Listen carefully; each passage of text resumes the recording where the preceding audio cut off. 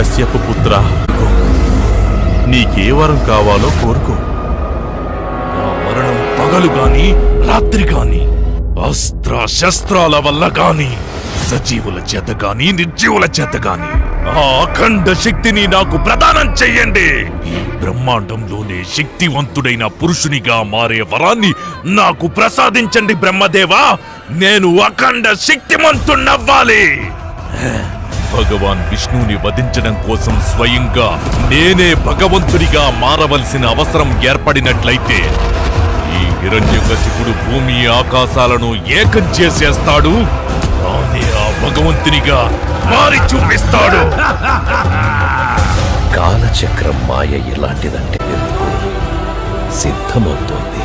ప్రహ్లాద, ఒకే నామం మన జీవితంలో ఉన్న అన్ని కష్టాలకి సమాధానం. ఓం నమో భగవతే వాసుదేవాయ. కులద్రోహి! నేను ప్రహ్లాదునికి మరణదండన విధిస్తున్నాను. వదిలే ప్రహ్లాద, విష్ణు భక్తిని వదిలే. మిమ్మల్ని కలవడానికి విష్ణువు ఎన్నటికీ రాడురా కుమారా.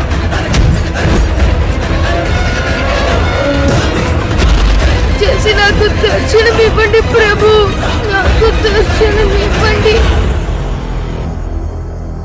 ఏయ్, నీవా విష్ణువు తొత్తువే కదా, పిలువ అతన్ని.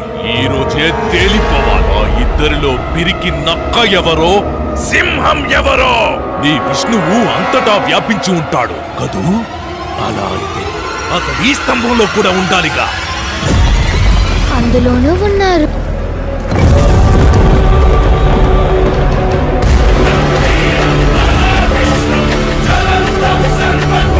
చివరికి నా ముందుకు రానే వచ్చా. నువ్వే నీ అంతాన్ని పిలిచావు. నిన్ను నాశనం చెయ్యడానికి నేనొచ్చాను.